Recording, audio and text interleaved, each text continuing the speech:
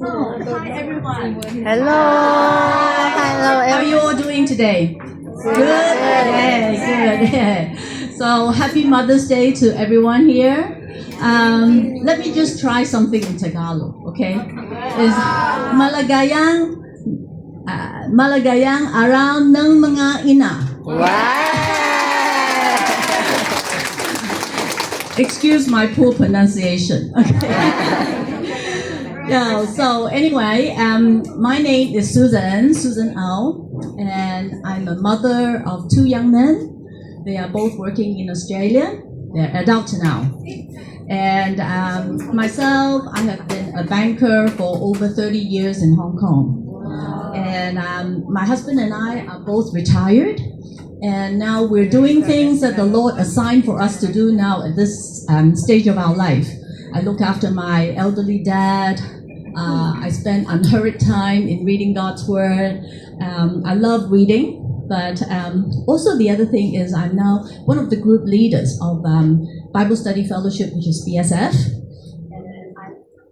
And I'm also, if some of you have signed up to be a prayer warrior, well, I'm one of the coordinators of KIBC's Lifted Voices Prayer Ministry.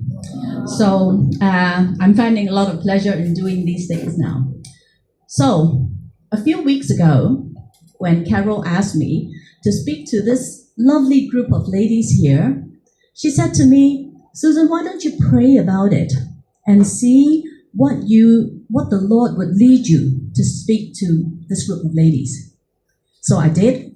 I went home, I prayed about it, and then I couldn't think of anything else more appropriate than to share with you Proverbs 31, 10 to 31. Now, I know some of the title of that is called The Wife of Noble Character. Now, I know some of you here are not yet married. Some are married, some are mothers. But then I think, that Proverbs 31 has some really good learning points there, some key truths there that apply to all ladies. And so I hope it works. Yay. Okay, so that's the title of this book. It's called Epilogue, The Wife of Noble Character. So why is it called an epilogue? Well, the epilogue is apparently, this one is the last chapter of the book of Proverbs. And as a lot of you would know, the book of Proverbs actually is a book about wisdom. So it's actually about, this epilogue shows in practical, real-life terms what the abstract concept of wisdom looks like. So when you look at this chapter, you'll find that it talks about a woman. Now, this woman, she is almost like a perfect woman. She's not merely a homemaker. She's shrewd, she's energetic, she's a compassionate leader, both at home and also in the marketplace. So I will look at this passage in 4 divisions. So the first one is her trustworthy and dependable character. Am I blocking you? And her purposeful diligence, second division. Third division, her compassion for other people. And then lastly, her reward. So now, we'll just look at the first division about her trustworthy and dependable character. Now, as you look at the first sentence there, I hope the fonts are big enough for some of you at the back to see. But then it talks about an excellent wife, who can find her? It starts with a question. Who can find her? So obviously, this excellent wife is a rarity. She's not commonly found on earth.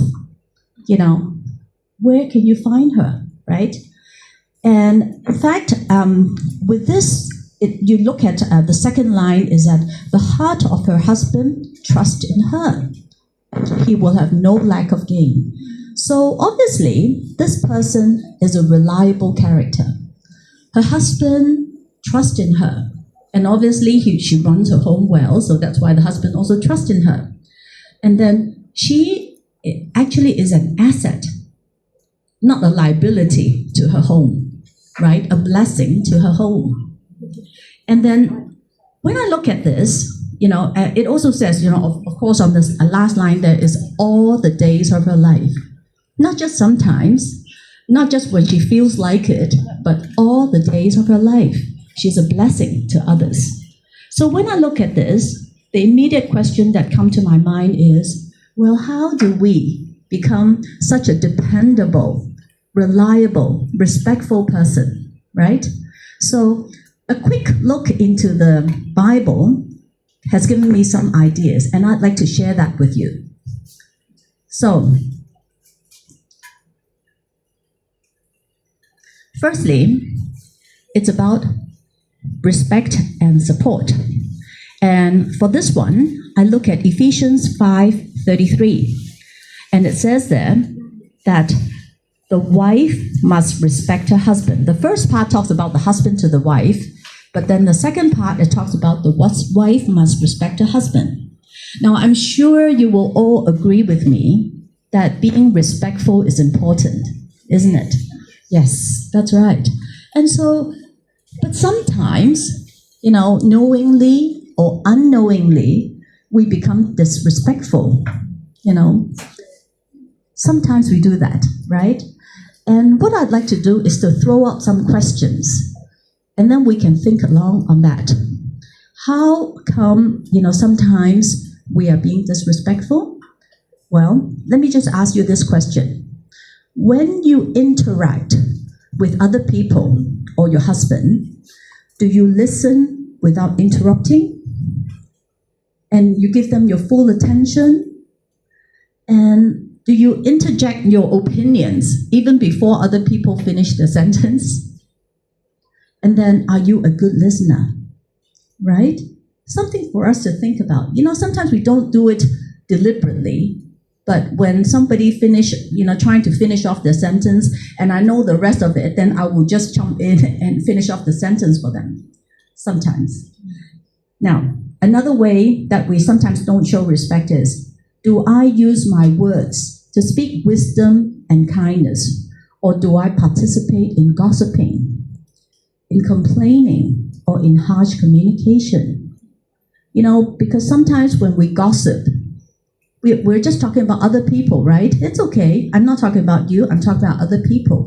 But then you lose respect from the other party because they might think that, one day you're going to talk about me like the way you did today. And you make yourself lose respect by that, on that person. So for wives, do you habitually affirm your husband when he feels stressed or unappreciated? Do you support your husband's goals and leadership? And this one is good. Do you show respect for his relationship with his parents and also to his siblings as a means to show respect to your husband? So these are just some food for thought. It might not apply to everyone, but then just some food for thought to think about respect and support. The second one, practice a quiet spirit. I love this verse. 1 Peter 3:3-4. It says about, your beauty. That, as women, we like to be beautiful, right? But does your beauty come from outward adornment, such as braided hair, wearing of gold jewelry, and fine clothes? Or is that the unfading beauty of a gentle and quiet spirit inside?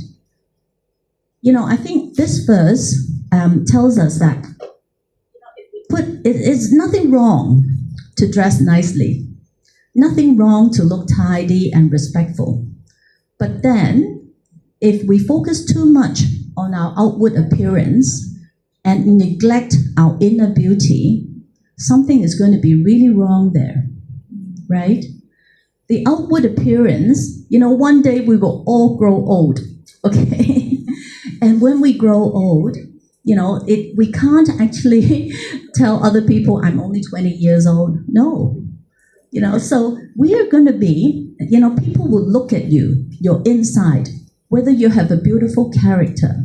Are you caring? Are you nice? Are you kind? Right? So the Lord wants us to build up our inner self, so that this is what He called unfading beauty.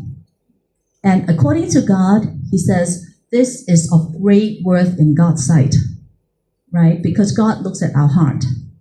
So, again, I'll just throw some questions here for you, okay? In practical terms, do you raise your voice when you have a last word in an argument, right? Do you stay calm instead? Do you listen well and refuse to meet anger with anger? Do you do that? It's hard. It's about honoring the other person, but then don't meet anger with anger. Don't get your last word in, right? And then the other thing is, when situation goes wrong in life, sometimes it does, right? In parenting or at work, sometimes things goes wrong. Does your anxiety spill over to the people around you and escalate tension? Do you make the rest of the world realize that, oh, you're in a good mood, or oh, I'm in a bad mood? No, we don't let it spill over, because a gentle and quiet spirit means that you let everything, you pray about it, you let God know about your problems, instead of spilling it over to the rest of the world. And the last one, and this one is one that I really like. It says, do you act with meekness and humility when wronged, simply trusting that God is your vindicator? So instead of taking revenge in your own hand, we don't. We just leave everything in the hands of God, because we know that He's sovereign and He knows exactly what's happening and He will act on our behalf. So a lady who is gentle and quiet in spirit would be trusting in God and leaving it in His hands. So as we look at this, I just want to move on as well, because there are millions of examples, but I just want to have a taste of it, so that we can get your mind to start thinking about how to build up this inner beauty. And this one, guard our tongue. So there are two Bible verses here. Ephesians 4:29, it says, do not let any unwholesome talk come out of your mouths, but instead only what is helpful for building others up according to their needs, so that it would benefit those who listen. And then the second one says, the wise woman builds her house, but with her own hand, the foolish one tears hers down. Very powerful verses. Do we build up or do we tear down? So sometimes I've seen some wives in the public tearing down their husbands, talking negatively, pointing out their problems and what they're not strong at. And the husband simply remained quiet sometimes, but he hurt inside. So what I found is that instead, if we put on as a beautiful woman, we always try to build up the other party. You know what? This is so powerful, because it can actually act as a motivator for the other person to continue their effort to be kind and nice. And in fact, if you do that, you deepen their commitment to you too, right? So our tongue are very powerful, and we need to make a decision on how we use our tongues. Okay, so there are actually a lot of attributes, that I can think about, but of course I don't have time, to talk about that today. But then I'd like you to just some food for thought here, to think about, how to build this one up to be a trustworthy and dependable character. So I need to move on now to the second division, which is her purposeful diligence. There's a lot of verses here, and I'll just be picking on those parts that I want to talk about here to illustrate the point. This woman has shown herself to be proactive, diligent, resourceful, and she doesn't eat the bread of idleness. So if you look at, is this the pointer? Oh, sorry, I pressed something wrong. Oh, here it is.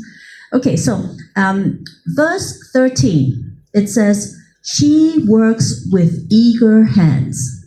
You see, the second part of it says, she works with eager hands. And verse 17, it talks about that she sets about to do her work vigorously. And then verse 19, if we jump to verse 19, it says, she holds the distaff, grasps the spindle with her fingers. So the image that we see here is a woman who is doing what?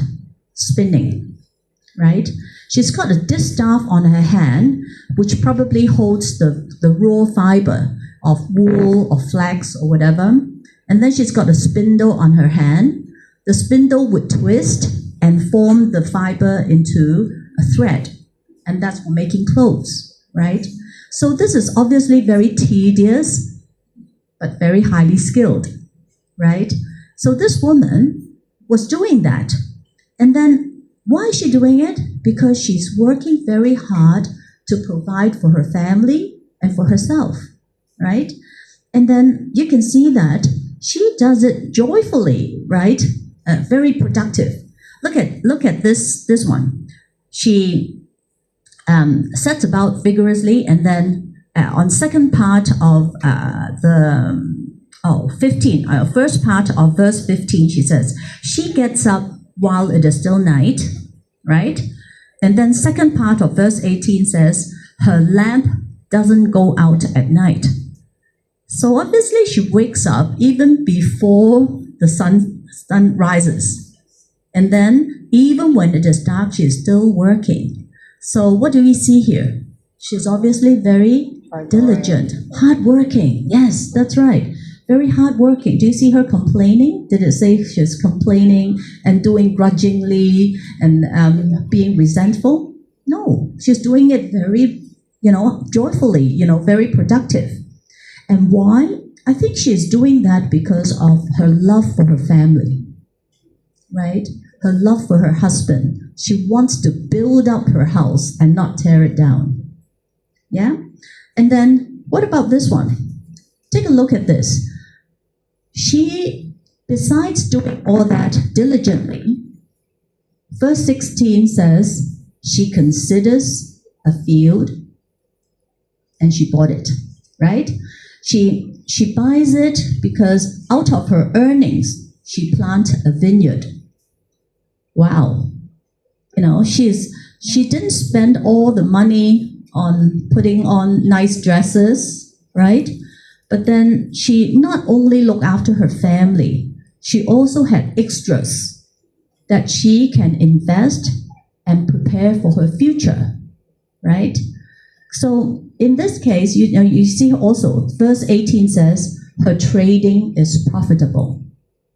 And then the last verse, 24, she makes linen garments, sells them, and supplies the merchant with sashes. So she's pretty much of a business entrepreneur, right? She thinks about, how to invest her money well. At least, she considers it, and then she wants to be able to provide extra for her family and, even for the future. So I think that's something that we can also think about, in that, we work hard. But then when we work hard, where do we spend our money? Are we prudent in managing our money? Right? So, I've done up a key truth for this second division. And the second division, I said, serving others through purposeful work and managing resources wisely are traits of a godly woman. Let me say it again. Serving others through purposeful work and managing resources wisely are traits of a godly woman. Something for us to really think about. Yeah? Okay, so Now let me move on to the third division, okay? Third division is about her compassion for others. Okay, now let's take a look at this. This woman, she shows compassion to the poor. She just look after her family, everything about the big me. No, she also looks after, people around her. People, who are poor and they're needy. She extends her help to these people. She doesn't wait for these people to come to her. She extends her help to these people. And, her generosity to other people is actually fueled by her diligent work, because when she worked so industriously, as we saw in the previous passage, she had extra resources to enable her to bless other people. That's good, isn't it? To be able to bless the people around her. So what we see here is that she is a woman who loved her family, respected her husband, and contributed to the husband's success and reputation. You see, on verse 23, it said, her husband is respected at the city gate, where he takes his seat among the elders of the land. Wow. She is somebody who contributes, to the respectful standing of her husband. So let me just move on to the second part of Proverbs 31 from 25 to 27. And this one, I've done it in different color because I just love it, So it says, she is clothed with strength and dignity, and she can laugh at the days to come. Laugh at the days to come. Think about it. What does it tell you? I think it tells you that, she can laugh at her future, meaning that she's not worried at all. She welcomes her future. At this point here, I just want to share a little bit of my personal testimony. Well, I remember when I was young, and in that days, people talk about, retirement. You need to prepare for your retirement. And I thought to myself, wow, I'm still paying off my mortgage at that time. And I said, my sons are still young, and then I need to, prepare for their tertiary education's expenses. I was kind of worried. And I can tell you, in those days, I weren't laughing at my future. I was scared. And then one day, what makes it worse was that when the place where I worked in the bank, my boss was not of the very kind type. In fact, he was pretty prejudiced against me. Why? Because I wasn't handpicked by him to put on that manager position. So he wanted, all his own people to be placed on those positions. So for 10 years, he was trying to find fault with me. 10 years, But during these 10 years, somehow the Lord always protected me, and he failed to kick me out. And so for 10 years, I thought, well, after that, I still got 18 months to go, and I would reach my full age to receive, to go on a proper retirement and receive my full provident fund. So obviously I wanted to finish those 18 months. But I remember there was this one day, my boss said to me, he accused me of doing something that I didn't do. He even didn't assign me that project, but he said, you didn't do that project. And to me, that was almost like the last straw. You didn't assign me anything, and then yet you accuse me for not doing it. And so I prayed to the Lord. I said to the Lord, Lord, what am I going to do? Should I submit my resignation letter tomorrow? But that night, I didn't have any peace at all about submitting my resignation letter. I prayed about it, and I slept very well. The Lord said, no, you just go back to work tomorrow. So I did. And guess what? The next day when I go back to work, I heard that my boss couldn't come back to work for a long time because he's got terminal liver cancer.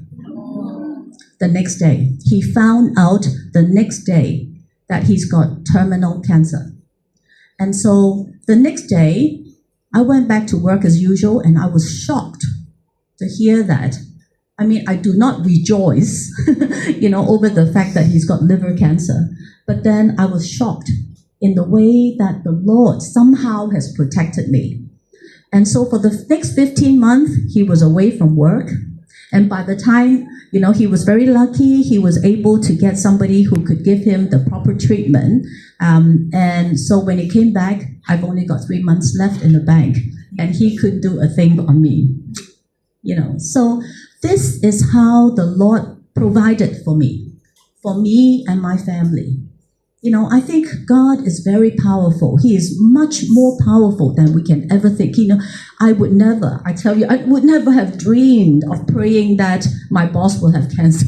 I would never dream of saying that, But then the Lord is never out of ideas, to protect his children, to provide for us. Okay, so this is what happened, we can laugh at the days to come. Why? Not because we are so brilliant, we're so capable, we've got $1 trillion in our account. No, we can laugh at the future because we can trust in the Lord's faithfulness. Yeah, God is so good, in providing for us. And his compassion for us is unbelievable, right? So let's just take a look at this, like this woman, she speaks, her compassion. We talked about her compassion, right? Compassion to look after other people. But she's also got this compassion of being kind in her words. Look at verse 26. She speaks kindly, with wisdom and faithful instruction in her tongue. So again, I want to remind us, for ladies, we sometimes are so articulate, in coming up with just the right word to hurt others. And we need to be careful with our tongue. Okay? So, learning from that, so we want to see that, God has given us the wisdom. And look at this. Godly wisdom is characterized by compassion, planning, and sense of security, right? Laughing at your future is about a sense of security that stems from the fear of the Lord. Okay, so those of you who'd like to take a shot, please go ahead. This is the one of the key truths that we want to be able to bring up here. Okay, so very quickly, moving on to the last one, which is her reward. Okay, so over here, we see that her children call her blessed, and her husband too. And look at what the husband said about her. Many women do noble things, but you surpass them all. Wow, imagine, if my husband says something like this, I'll probably just melt into a drop, so it's something that we do, we want to listen, right? Yeah, wow, most women do noble things, but you surpass them all. And then the following one, again, I have chosen this to be the focus verse of the day, okay? And in a different color. Charm is deceitful, and beauty is fleeting. But a woman who fears the Lord is to be praised. Charm is deceitful. Yeah? We talked about, like looking beautiful. Yes, we like to do that. But this is certainly not a focus in our life. Our focus is to build up the inner self and then to become a woman who fears the Lord. Now, what I think is most important here is that this woman she was able to be such a kind-hearted person.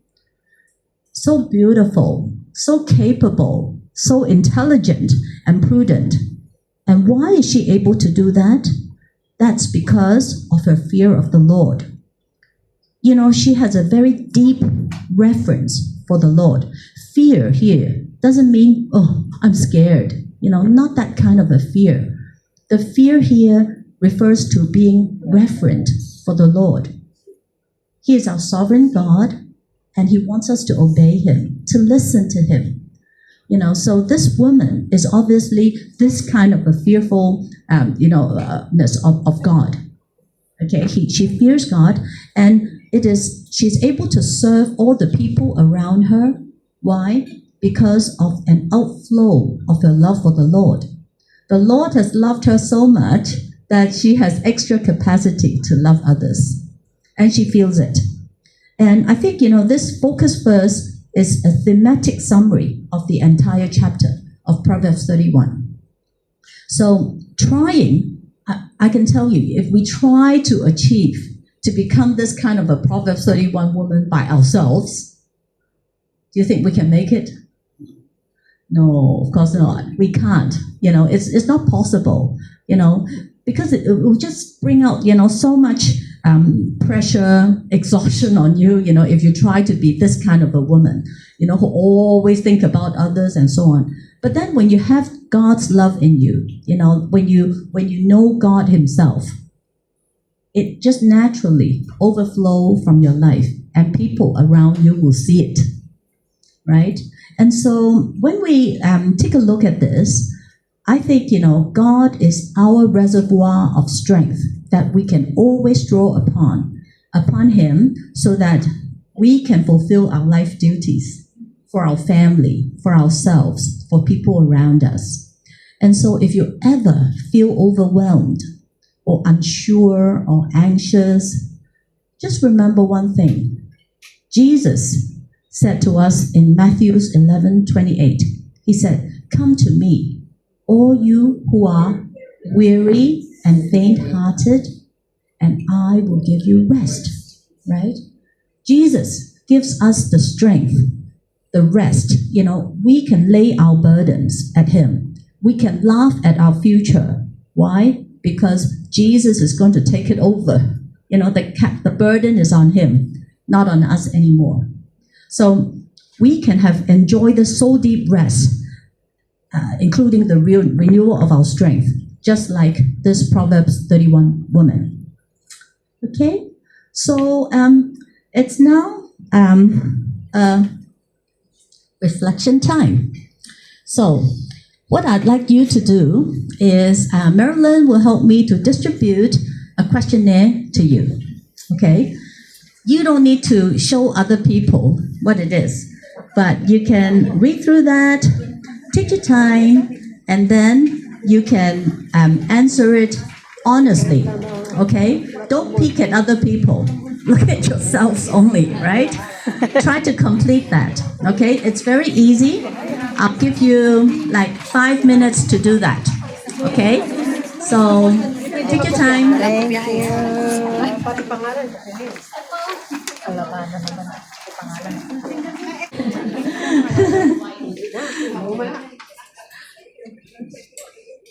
Okay, so I think from a brief look here, everyone has finished. So let me just show you the next slide.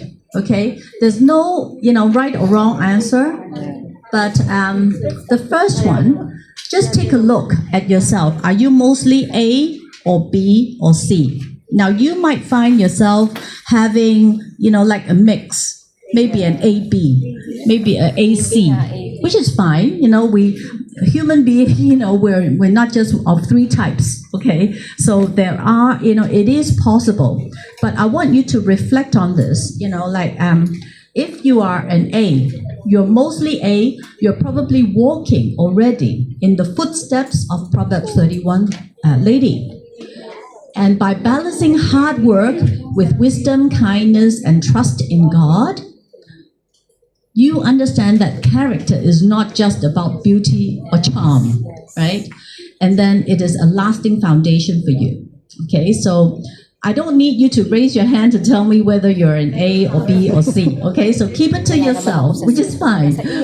Mostly B, you are like we call that a work in progress, right?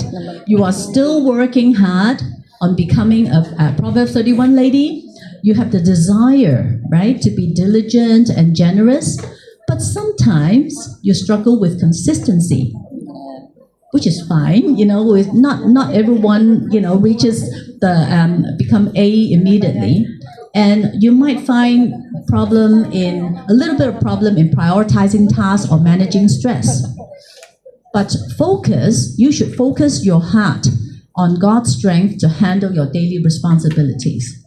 And we can certainly gain a heart of wisdom to to draw on God's strength, especially if you spend daily time in His Word, in prayer, in good quality quiet time with the Lord, and you will find that, we gain a heart of wisdom very quickly.